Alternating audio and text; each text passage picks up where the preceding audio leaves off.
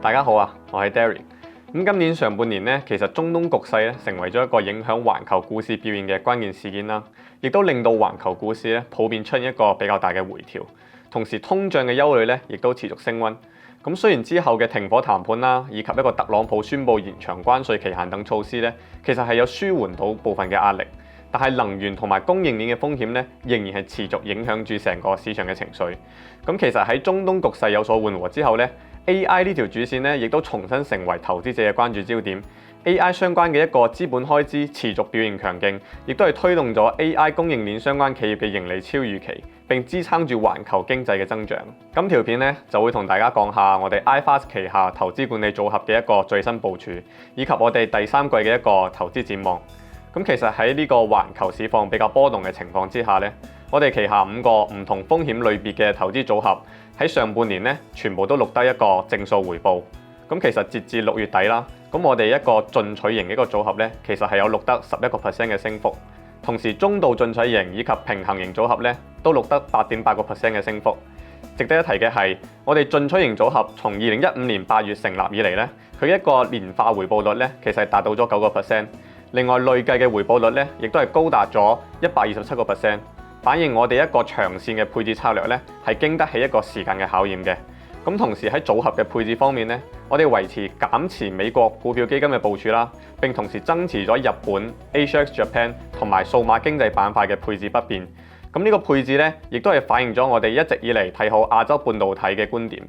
咁喺市場展望方面，我哋嘅星號評級列表咧有新增咗一個亞洲半導體板塊嘅，並且將呢個板塊嘅星號評級咧係上調到4.5星吸引。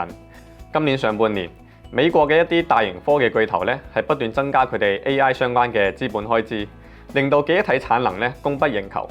同時，南韓 SK 海力士咧亦都係預計今輪一個記憶體短缺嘅情況至少維持到2028年。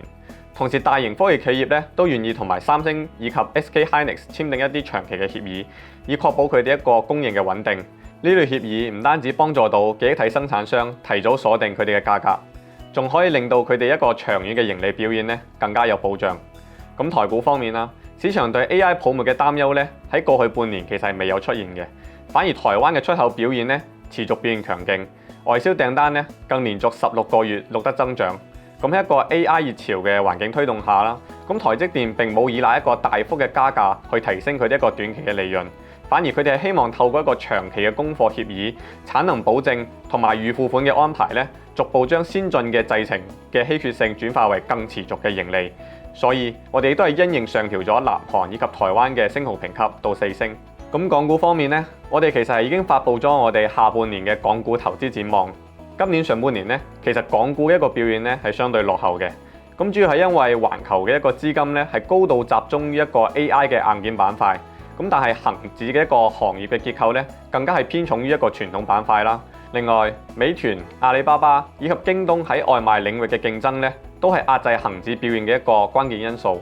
咁隨住外賣行業由補貼轉向按單盈利，外賣戰競爭最激烈嘅階段已經過去。咁作為外賣行業龍頭企業咧，雖然美團近期嘅一個股價表現係比較疲弱嘅，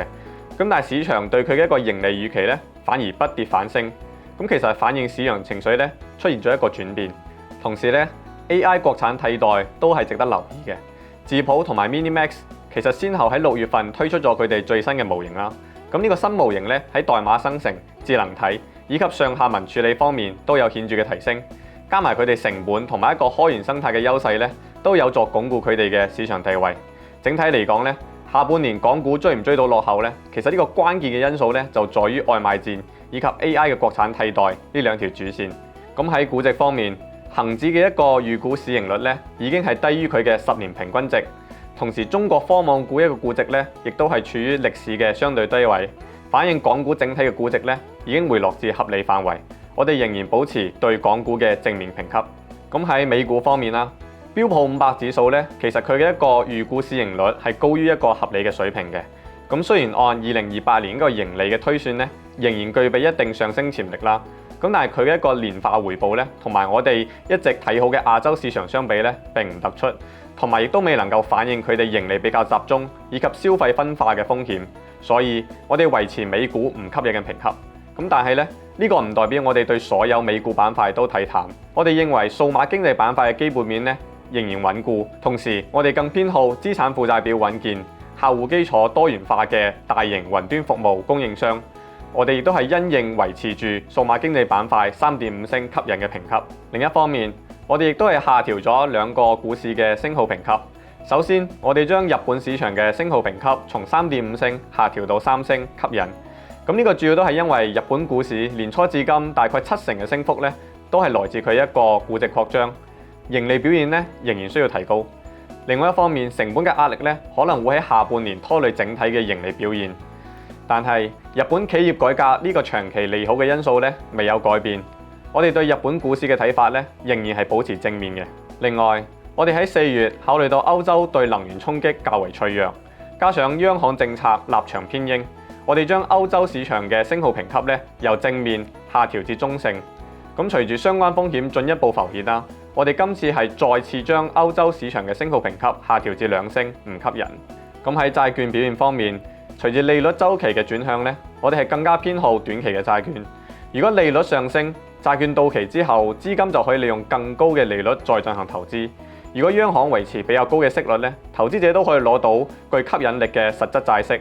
同時亦都係避免咗長年期債息比較大嘅價格波動。整體嚟講，我哋今年第3季嘅一個投資展望咧，仍然係偏向正面嘅。特別係亞洲半導體咧，繼續係我哋最核心嘅配置方向。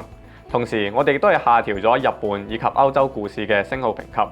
同時，我哋旗下嘅投資管理組合會繼續堅持紀律性配置，一方面聚焦一個基本面穩健、盈利能見度較高嘅優質資產，另外亦都保持一個環球分散嘅配置，令到我哋成個投資組合咧喺一個唔同嘅市場環境下都可以捕捉到機會，以及一個分散風險嘅目的。咁今集嘅 update 就嚟到呢度啦。如果想了解更多有關 iFAST 管理投資組合嘅服務，歡迎到我哋嘅網站了解詳情。我哋亦都係公布咗2026年嘅精選基金名單。咁呢個名單咧係有揀出41隻精選基金，橫跨咗31個唔同嘅基金類別，其中有包含核心區域嘅股票基金、行業股票基金以及單一國家嘅一個基金。咁如果想了解更多關於精選基金名單，歡迎向我哋 advisor 了解。我哋下條影片再見啦，拜拜。